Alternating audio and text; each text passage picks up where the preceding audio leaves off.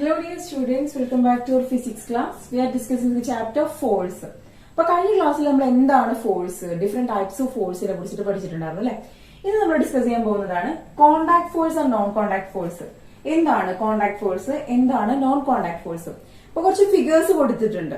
Figure 7.3a, 7.3b, 7.3c, d, e, f ഇങ്ങനെ കുറച്ച് pictures കൊടുത്തിട്ടുണ്ട് അല്ലെ.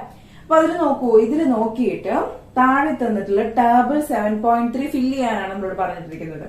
ഓക്കെ, ഫസ്റ്റിൽ എന്താ തന്നിട്ടുള്ളത്, സിറ്റുവേഷൻ എന്താണ്, പുഷിംഗ് എ ട്രോളി. എന്ത് ചെയ്യുന്നത്, ഒരു ട്രോളി പുഷ് ചെയ്യുന്നുണ്ട് അല്ലെ, pushing a trolley.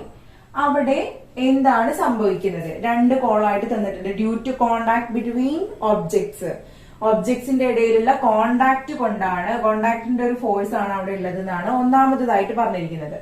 Okay, due to contact between objects with no contact between objects. Pushing a trolley, trolley push ചെയ്യുമ്പോൾ അവിടെ എന്താ സംഭവിക്കുന്നത്, ട്രോളിയുടെ ടയറും അതുപോലെ ഫ്ലോറും തമ്മിൽ എന്തുണ്ടാവുന്നുണ്ട്, ഒരു കോണ്ടാക്ട് വരുന്നുണ്ട് അല്ലെ. നേരത്തെ നമ്മൾ പഠിച്ച പോലെ ഇത് ഫ്രിക്ഷണൽ ഫോഴ്സ് പഠിച്ച പോലെ. ഓക്കെ, അപ്പോ ഇവിടെ ഏതാണ്, due to contact between objects ആണോ with no contact between objects ആണോ വരിക, due to contact between objects. ഇനി രണ്ടാമത്തെ സിറ്റുവേഷൻ എന്താ പറഞ്ഞിരിക്കുന്നത്, a coconut falling from coconut tree, coconut falling from coconut tree. അവിടെ എന്താ സംഭവിക്കുന്നത്, coconut falling from coconut tree. ഇവിടെ ഏതാണ് സംഭവിക്കുന്നത്, due to contact between objects. അവിടെ ഒബ്ജക്ട്സ് തമ്മിലുള്ള കോണ്ടാക്ട് വരുന്നുണ്ടോ, ഇല്ല. കാരണം കോക്കനട്ട് ട്രീ അത് പോന്നു കഴിഞ്ഞാൽ പിന്നെ താഴെ എത്തുന്നുള്ളൂ, അവിടെ അതിന് ഇടയിൽ ഒരു ഒബ്ജക്റ്റുമായിട്ട് ഒരു കോണ്ടാക്റ്റും വരുന്നില്ല. അപ്പൊ നമുക്ക് എന്ത് പറയാം, ഇവിടെ with no contact between objects ആണ്. ഇനി അടുത്ത സിറ്റുവേഷൻ ഏതാ, മൂന്നാമത്തെ സിറ്റുവേഷൻ എന്താ പറഞ്ഞിരിക്കുന്നത്, ഡ്രോയിങ് വാട്ടർ ഫ്രം വെല്ല്, വെല്ലിൽ നിന്ന്, അതായത് കിണറിൽ നിന്ന് വെള്ളം കോരുന്നു അല്ലെ, ഡ്രോയിങ് വാട്ടർ ഫ്രം വെല്ല്. ഇവിടെ എന്താ സംഭവിക്കുന്നത്, കോണ്ടാക്ട് ഉണ്ടോ, നമ്മൾ വെള്ളം കോരാൻ ഉപയോഗിക്കുന്ന കപ്പി അല്ലെ, ആ ഒരു പുള്ളി എന്ന് പറയും, അവിടെ അതും കയറും തമ്മിലൊരു കോണ്ടാക്ട് വരുന്നില്ലേ, ഒരു ഫ്രിക്ഷൻ വരുന്നില്ലേ. നമ്മൾ കോരുന്നതിനനുസരിച്ചിട്ട് എന്ത് ചെയ്യുന്നുണ്ട്, അത് റോൾ ചെയ്ത് മുകളിലേക്ക് വരുന്നുണ്ട് അല്ലെ. അപ്പൊ നമുക്ക് എന്ത് എഴുതാം, due to contact between objects, അവിടെ ഒബ്ജക്ട്സിന്റെ ഇടയിൽ, വസ്തുക്കൾക്കിടയിൽ ഒരു കോണ്ടാക്ട് വരുന്നുണ്ട് എന്നുള്ളത് പറയാം. ഇനി ഫോർത്ത് സിറ്റുവേഷൻ എന്താ പറഞ്ഞിരിക്കുന്നത്, a ball coming to rest after being rolled on a level ground.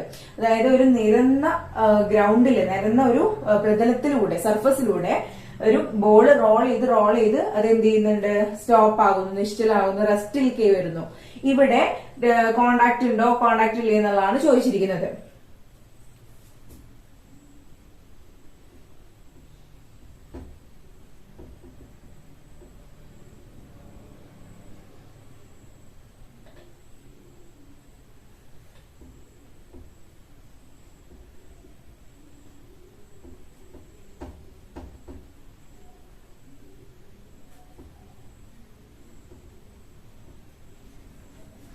Ball coming to rest after rolling on ground, level ground. ഏതാ വരിക, ഇവിടെ കോണ്ടാക്ട് ഇല്ലേ. നമ്മള് ട്രോളിയുടെ കേസ് പറഞ്ഞ പോലെ തന്നെ ഇവിടെ എന്തുണ്ട്, ഫ്ലോറും അതുപോലെ തന്നെ ബോളും തമ്മിൽ ഒരു കോണ്ടാക്ട് വരുന്നുണ്ട്. സോ നമുക്ക് എന്ത് എഴുതാം, due to contact between objects.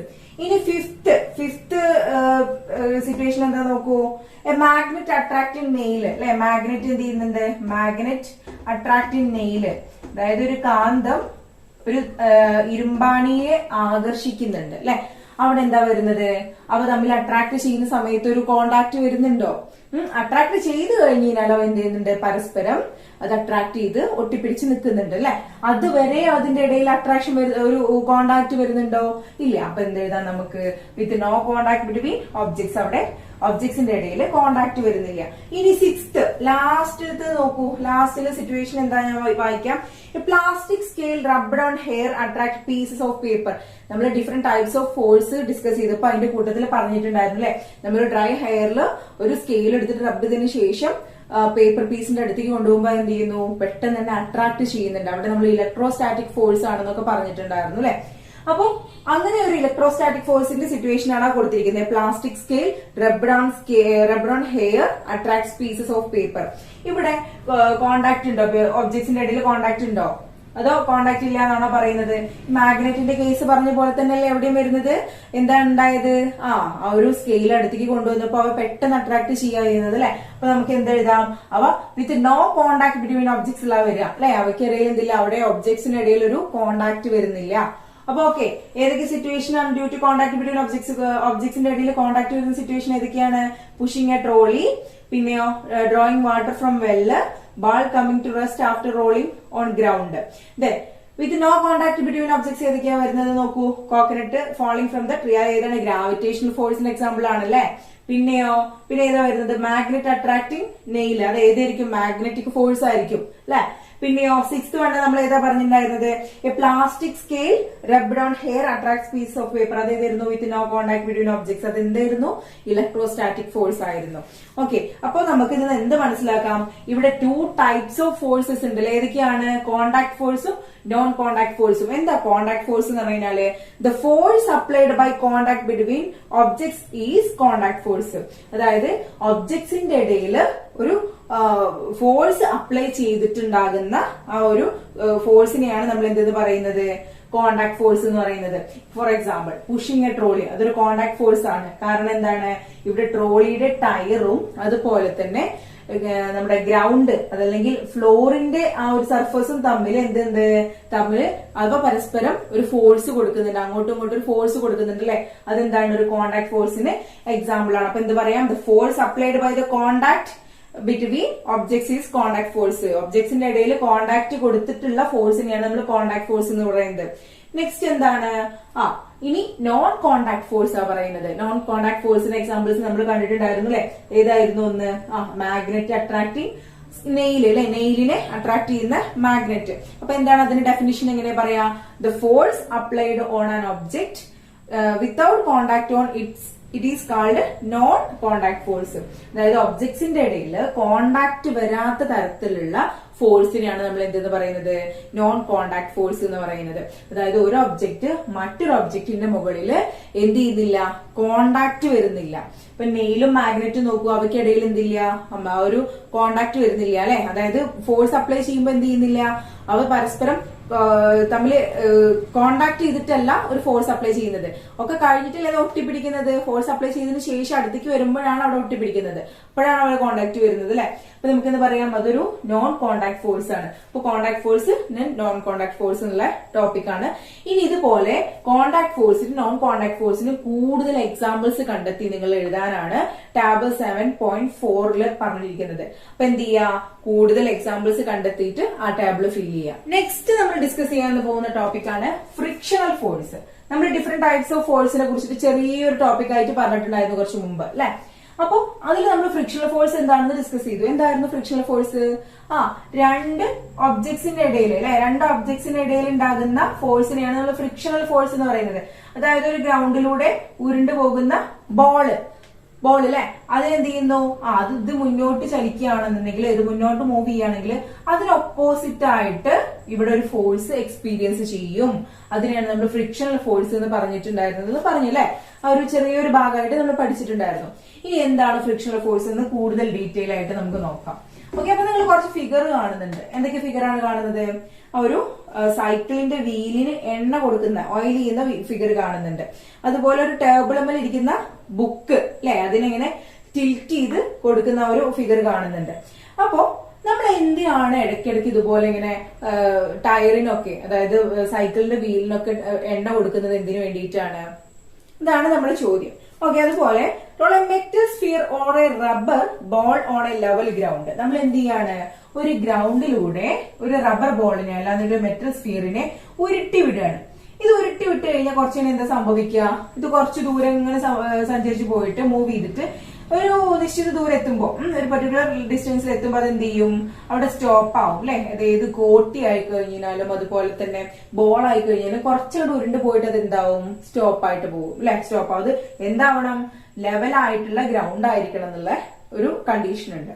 Okay, അപ്പൊ എന്തുകൊണ്ടാണ് ഇത് കുറച്ചു കഴിഞ്ഞ് ഇങ്ങനെ സ്റ്റോപ്പ് ആവാൻ കാരണം എന്നുള്ളതാണ് ഇവിടുത്തെ ചോദ്യം. എന്തായിരിക്കും കാരണം? നമ്മളിപ്പോ തൊട്ട് മുമ്പ് പറഞ്ഞിട്ടുണ്ടായിരുന്നു എന്തായിരുന്നു? ഫ്രിക്ഷണൽ ഫോഴ്സ് അല്ലെ. അവിടെ എന്താ പറഞ്ഞിരിക്കുന്നത്?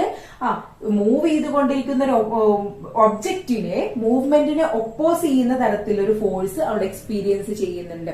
Such type of force are known as frictional force. Okay ആണല്ലോ. അപ്പൊ അതിന്റെ ഒരു ഡെഫിനിഷൻ ആയിട്ട് തന്നിട്ടുണ്ട്. എന്താണ്? When a body moves or tends to move on the surface of another body, a force is experienced parallel to the surface which opposes a relative motion between them. This is friction. എന്താ പറയുന്നത്?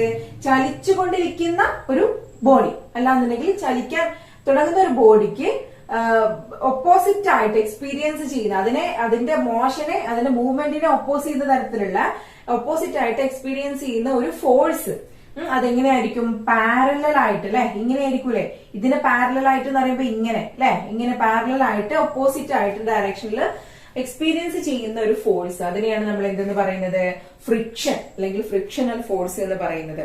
Okay, ഇതുപോലെ ഒരു example കൂടെ നമ്മുടെ ടെക്സ്റ്റിൽ കൊടുത്തിട്ടുണ്ട്. ആ table figure 7.5 കണ്ടോ? നമ്മൾ എന്ത് ചെയ്യാണ്? ഒരു ടേബിളില് ഒരു ബുക്ക് വെച്ചിട്ട് ആ ടേബിളിന് ചെരിച്ചു കൊടുക്കുകയാണ്. ഓക്കെ, ടേബിളിൽ ബുക്ക് വെച്ചിട്ട് ടേബിൾ ചെരിച്ചു കൊടുക്കുമ്പോ എന്താ സംഭവിക്കുക? പതിയെ ആ ബുക്ക് ഇങ്ങനെ മൂവ് ചെയ്യാൻ തുടങ്ങും അല്ലെ, സ്ലൈഡ് ചെയ്ത് താഴേക്ക് വരാൻ തുടങ്ങും. അതായത് ഒരു ടേബിളിന് ചെരിച്ചു വെച്ചിരിക്കുകയാണ്. ആ ടേബിളുമേ ചെരിച്ചു വെച്ചിരിക്കുന്ന ടേബിളുമേ എന്ത് ചെയ്യാണ്? നമ്മള് ഒരു ബുക്ക് വെച്ചിട്ടുണ്ട്. ബുക്ക് എന്താ ചെയ്യാ? ബുക്ക് എന്താ ഉണ്ടാവുക? ഒന്ന് ചെരിച്ചു കഴിഞ്ഞാല് താഴേക്ക് സ്ലൈഡ് ചെയ്ത് വരും അല്ലെ, താഴേക്ക് നീങ്ങി വരും അത്. അപ്പോ നമ്മളോട് ചോദിച്ചിരിക്കുന്നത് എന്താന്ന് വെച്ച് കഴിഞ്ഞാല് അത് നമ്മൾ എന്ത് ചെയ്യാണ്? ഈ ടേബിളിനെ കുറച്ച് ചെരിച്ചു കൊടുക്കുകയാണ്. അതായത് ഇങ്ങനെ സ്റ്റഡി ആയിട്ടുള്ള ടേബിളിനെ നമ്മൾ എന്ത് ചെയ്യണം? ഒന്നാമത്തെ ഫിഗർ. രണ്ടാമത്തെ ഫിഗറിൽ ഈ ടേബിളിനെ ചെറുതായി ഒന്ന് ചെരിച്ചു കൊടുക്കുകയാണ്. അപ്പൊ എന്ത് ചെയ്യുന്നില്ല? ഈ ഒരു ബുക്കിന് വലിയ മൂവ്മെന്റ് ഒന്നും സംഭവിക്കുന്നില്ല.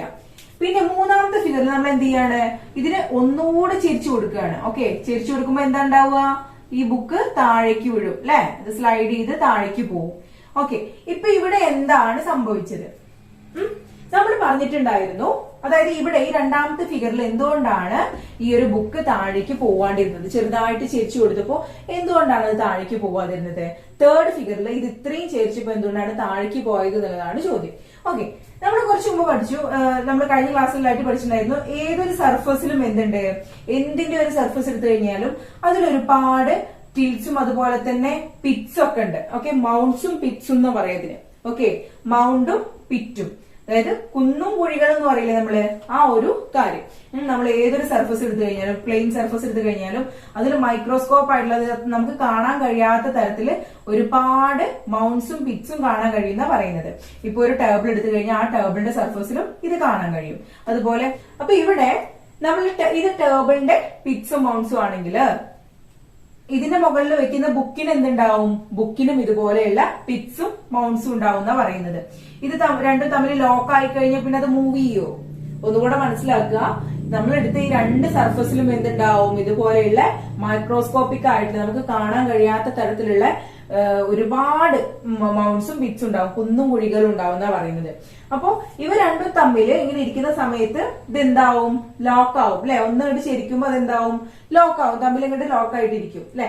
ഇതിന്റെ കുഴിയും ഇതിന്റെ മൗണ്ട് തമ്മിൽ എന്തിന്റെയാവും? ലോക്കാവും. അതുപോലെ ഇതിന്റെ കുഴിയും ഇതിന്റെ മൗണ്ടും തമ്മിൽ ലോക്കാവും. അങ്ങനെ ലോക്കായിരുന്നു കഴിഞ്ഞാൽ പിന്നെ അത് മൂവ് ചെയ്യോ? അതുകൊണ്ടാണ് രണ്ടാമത്തെ ഫിഗറിൽ നമ്മൾ ചെറുതായിട്ടൊന്ന് ടിൽറ്റ് ചെയ്ത് കൊടുത്തപ്പോ അത് മൂവ് ചെയ്യാണ്ടിരുന്നത്. പക്ഷെ മൂന്നാമത്തെ ഫിഗറിൽ അതൊന്നും കൂടെ ചെരിച്ചു കൊടുത്തപ്പോ എന്തായി? ഇന്റർലോക്ക് ചെയ്തിരിക്കുന്നത്, അതായത് ലോക്കായി പോയിട്ടുള്ള മൗണ്ട്സും ബിറ്റ്സും പിന്നെയും അത് മൂവ് ചെയ്യാൻ തുടങ്ങും അല്ലെ, താഴേക്ക് പോവാണ് ചെയ്യുന്നത്. അതാണ് ഇവിടെ സംഭവിച്ചിരിക്കുന്നത്. അതായത് നമ്മുടെ ടെക്സ്റ്റിൽ പറഞ്ഞിട്ടുണ്ട്, A large number of microscopic mounts and Pitt's are there in surfaces. Okay, when these two surfaces are in contact with each other, they get interlocked. അവ എന്താ ചെയ്യുന്നത്? പരസ്പരം ലോക്ക് ആയിട്ട് പോകും.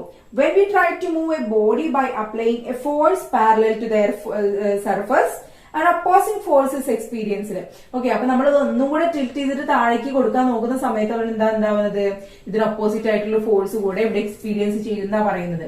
ഓക്കെ, ഇത് താഴേക്ക് വീഴുന്നത് ഉറപ്പാണ്, പക്ഷെ അതിനെ ഒപ്പോസ് ചെയ്തിട്ട് അപ്പോഴും എന്തുണ്ടാകും? അവിടെ ഒരു ഫോഴ്സ് എക്സ്പീരിയൻസ് ചെയ്യും. കാരണം എന്താണ്? ഇവിടെ രണ്ട് സർഫസും തമ്മിൽ ഇന്റർലോക്കഡ് ആണ്. ഇന്റർലോക്കഡ് ആയിട്ട് കിടക്കുന്നുണ്ട്. അപ്പോ പേജ് നമ്പർ 93 ലാസ്റ്റ് പാരഗ്രാഫിൽ ആ കാര്യങ്ങൾ കൊടുത്തിട്ടുണ്ട്. Okay, large number of microscopic mounts and Pitt's are in every surfaces of objects when these two surfaces are in contact with each other they get interlocked. അവ എന്ത് ചെയ്യും? പരസ്പരം ഇന്റർലോക്കഡ് ആകുന്നു. ഓക്കെ ആണല്ലോ? അത് ക്ലിയർ ആണല്ലോ? ഓക്കെ, അപ്പൊ നമുക്ക് അതിന്റെ ഡെഫിനിഷൻ മനസ്സിലായി. ഇനി നമുക്കുള്ളത് 2 ടൈപ്സ് ഓഫ് ഫ്രിക്ഷണൽ ഫോഴ്സസ് ആണ്. ഓക്കെ, നമ്മളിപ്പോ ഒന്ന് ഫ്രിക്ഷണൽ ഫോഴ്സ് പഠിച്ചു. ഇനി നെക്സ്റ്റ് ക്ലാസ്സിൽ നമുക്ക് എന്ത് ചെയ്യാം? ഏതൊക്കെയാണ് ആ 2 ടൈപ്സ് ഓഫ് ഫ്രിക്ഷണൽ ഫോഴ്സസ് എന്നുള്ളത് പഠിക്കാം. ഓക്കെ ആണല്ലോ? അത് ക്ലിയർ ആണല്ലോ? ഓക്കെ, അപ്പൊ ഇതിൽ എന്തെങ്കിലും ഡൗട്ട് ഉണ്ടെങ്കിൽ ചോദിച്ച് ക്ലിയർ ചെയ്യാം. Thank you for watching.